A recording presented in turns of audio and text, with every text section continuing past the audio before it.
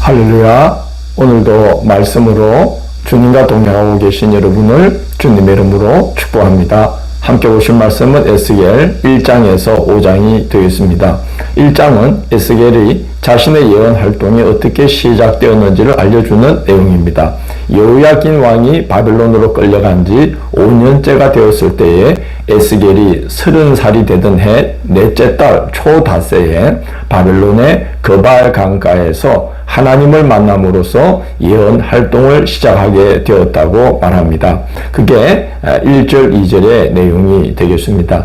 여호야긴 왕이 예루살렘 주민들과 또 방백들, 병사들과 기술자들과 함께 바벨론으로 끌려올 때 에스겔도 여러 제사장 무리와 함께 바벨론으로 끌려와서 그발 강가에 마련된 포로민 정착촌에서 지내던 중에 하나님의 말씀이 임하게 된 것입니다. 4절을 보면 하나님께서 폭풍과 구름 가운데 북쪽에서부터 오셨다라고 전합니다. 유대인들에게 있어서 북쪽 하늘은 하나님의 보좌가 있는 하나님의 처소로 여겨졌습니다. 큰 구름 가운데 불이 번쩍이면서 빛이 그 사방에 비치며 불 가운데 단 쇠 같은 것이 나타나 보이는 이 모습은 하나님께서 영광과 위엄에 휩싸여서 계신 모습을 표현한 것입니다. 이스라엘 백성들이 시내산에서 하나님의 영광과 위엄을 봤을 때도 그렇게 하나님은 불꽃과 빛 가운데 휩싸여 계셨고, 또 이제 요한계시록을 보면 요한이 밤모섬에서 하늘이 열리면서 거기 하느님께서 보좌에 앉으신 모습을 보았을 때도 그때도 그 모습이 불꽃과 빛 가운데 거하신 모습으로 그의 영광을 나타내 줬습니다. 5절을 보면 그 속에서 그 불꽃과 빛 가운데에서 네 생물의 형상이 나타났는데 이들은 하나님을 수종 들고 보좌하는 하나님의 천사들을 나타냅니다. 7절을 보면 그들의 다리가 곧은 다리였다 그럽니다. 이 천사들의 성품이 치우치지 않고 정직함을 뜻하고 발바닥에 송아지 발바닥 같고 광낸 구리 같았다는 것은 불로 연단된 구리처럼 흠과 부정함이 없이 하나님 앞에 송아지 발바닥처럼 견고히 서 있는 하나님의 천사들의 모습을 나타내는 것입니다. 10절을 보면은 그들에게는 각각 네 얼굴이 있었다는 거죠. 한 생물마다 얼굴이 이렇게 내면으로 되어 있었는데, 앞은 사람, 오른쪽은 사자, 왼쪽은 소, 뒤는 독수리의 얼굴을 하고 있었다고 그럽니다. 사람은 지혜를, 사자는 강함을, 소는 충성됨을, 그리고 독수리는 민첩함을 뜻하는 거죠. 그리고 12절을 보면 그들은 영이 이끄는 대로 일제히 앞으로 곧게 행했다고 기록되어 있습니다. 항상 하나님의 말씀에 순종하는 천사들의 모습을 그렇게 나타낸 것입니다. 14절에서는 번개 모양같이 그 천사들이 왕래했다라고 그럽니다. 하나님의 명령을 번개처럼 즉각 수행하는 모습을 비유한 것이죠. 18절에서는 네 생물이 번개같이 움직일 수 있도록 그 네 얼굴마다에 하나씩의 바퀴가 이렇게 붙어 있었는데, 바퀴에는 빙 둘러서 눈들이 가득했다라고 기록되어 있습니다. 천사들이 온 세상을 감찰하여 모르는 것이 없고 못 보는 것이 없음을 나타내는 것이죠. 그렇게 하나님을 보좌하면서 땅의 모든 일들을 감찰하여 하나님께 아뢰는 그런 역할을 하는 것입니다. 22절을 보면 이제 네 생물들의 머리 위로 수정 같은 궁창이 열려 있는 걸 보게 됩니다. 맑고 투명한 창공, 그것을 바로 수정 같은 궁창이라고 그럽니다. 그런데 26절을 보면 그 네 생물들이 호위하고 있는 그 머리 위에 이제 맑은 수정 같은 궁창이 놓여 있고, 그 궁창 위에 보좌가 하나 놓여 있고 거기에 사람의 형상을 한 이가 앉아 있는데 역시 불과 광채에 휩싸여 있는데 보니까 여호와의 영광의 형상이더라, 그렇게 에스겔이 말하고 있습니다. 하나님의 영광의 모습의 그 한 부분만 보더라도 사람은 견딜 수가 없죠. 그래서 에스겔이 즉시 엎드려서 엎드리게 되는데, 그때에 하나님이 하시는 말씀이 이제 예레미야에게 임하게 됩니다. 에스겔은 그렇게 바벨론으로 끌려간 포로민들과 또 본토에 남아있는 백성들에게 그렇게 이제 그가 들은 하나님의 말씀을 전하면서 선지자로 쓰임받기 시작합니다. 에스겔이 전한 하나님의 말씀의 주요 내용은 대략 이렇습니다. 이 에스겔이라는 이름 자체가요, 예헤즈겔입니다. 본래 발음이. 그러면 하나님이 강하게 하신다. 하나님이 단련시키신다는 뜻이에요. 포로 생활을 통해서 하나님께서 이스라엘을 거룩한 백성으로 연단시켜서 본토 회복을 위해서 이제 귀하게 사용하실 거라는 것이 에스겔 예언의 가장 중요한 메시지라는 게 그의 이름에 담긴 뜻이기도 합니다. 동시대에 본토에서 예언 활동을 했던 또 예레미야가 봤던 환상도 그런 것이죠. 광주리에 한 광주리에 어떤 좋은 무화과 열매가 담겨 있는 환상을 보았을 때 하나님께서 그 환상의 뜻을 말씀해 주지 않습니까?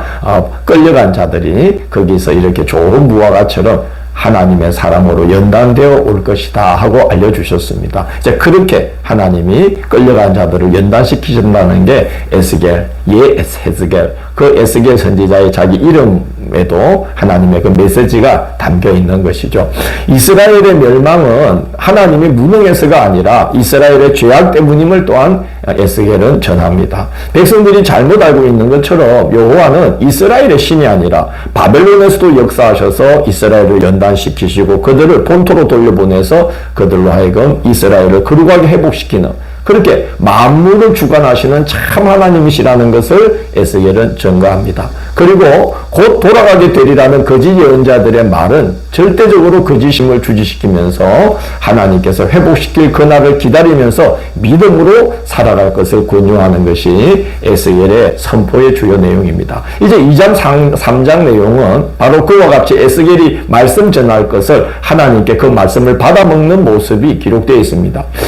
하나님은 이스라엘이 얼마나 패역하고 완고한 백성인지를 에스겔에게 누누이 말씀하신 후에 그래도 그들을 두려워하지 말고 그들이 듣든지 안 듣든지 하나님께 받은 말씀을 전하라고 명령하십니다.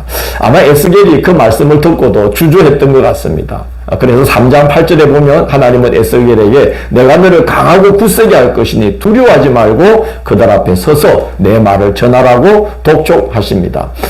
왜냐하면 이스라엘 백성들은 듣기 싫으면 듣기 싫다고 말만 하는 자들이 아니라 돌을 던져서 선지자를 얼마든지 죽이는 그런 일을 예사로 여기는 백성들이기 때문에 그랬던 것입니다.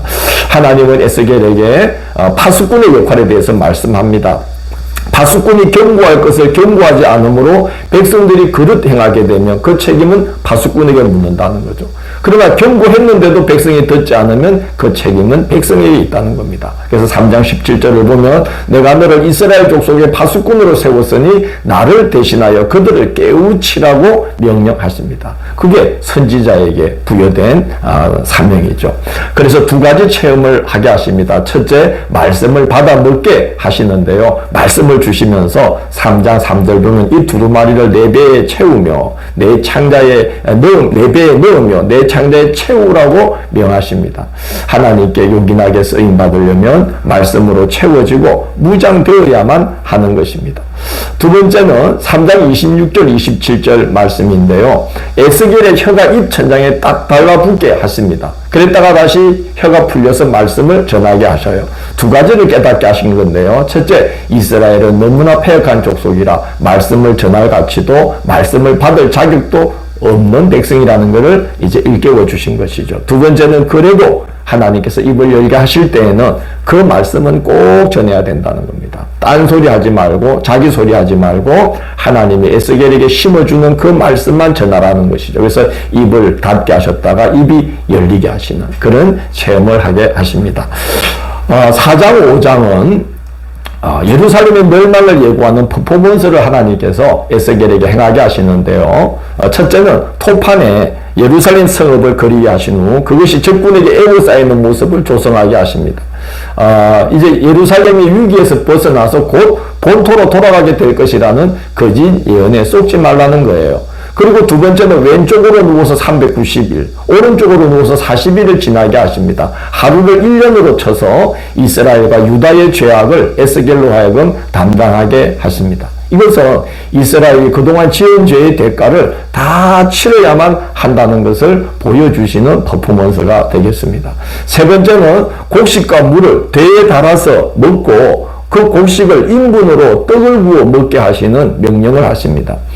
예루살렘 성읍의 양식과 식수가 다 떨어져서 벌벌 떨면서 조금씩 달아서 먹게 될 것이고 이방 나라로 흩어져서 거기서 부정한 나라에서 부정한 떡을 먹게 될 것을 경고하시는 겁니다. 네 번째 퍼포먼스는 칼로 머리털과 수염을 이렇게 밀어서 저울에 달아서 셋으로 나누게 하시고 이제 예루살렘이 에워싸이는 날이 다 차면 곧 그 말은 예루살렘이 이제 함락되어 무너지게 되는 날이 이르면 3분의 1은 성읍 안에서 불사르고 3분의 1은 성읍 사방으로 이제 다니면서 칼로 그 수염을 치고 3분의 1은 바람에 흩어버리게 하십니다. 이것은 칼과 기근과 전염병으로 죽게 되고 남은 자들 뒤로는 하나님의 심판의 칼이 따라갈 것임을 경고하는 내용입니다.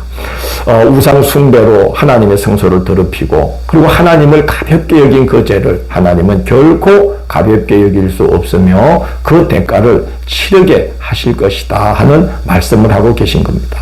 그러므로 거짓 선지자들이 백성들에게 인기를 얻고자 또 그냥 가벼운 위로를 주고자 우리는 곧 돌아가게 될 것이다 하는 그 예언자들의 말은 다 거짓이라는 거죠. 대가를 치러야만 한다는 것입니다. 그렇기 때문에 우리는 성경과 또 우리 영혼을 통해서 말씀을 걸어오시는 하나님의 음성에 항상 귀를 기울이고 하나님의 말씀을 절대로 가볍게 여겨서는 안 된다는 생각이 듭니다. 내일 8월 28일 토요일은 에스겔 6장에서 10장을 하나님의 영광이 떠나라는 제목으로 살펴보도록 하겠습니다. 주님, 예레미야를 통해서 예레미야를 만나고 또 그 시대 그 상황에 하나님의 그 말씀과 하나님의 마음을 만나게 하신 주님, 또 저희들이 이제 에스겔을 만나게 됩니다. 에스겔을 통해서 하나님을 만나고 하나님의 뜻을 발견하는 저희들이 될 수 있도록 인도하여 주옵소서. 예수님 이름으로 기도드립니다. 아멘.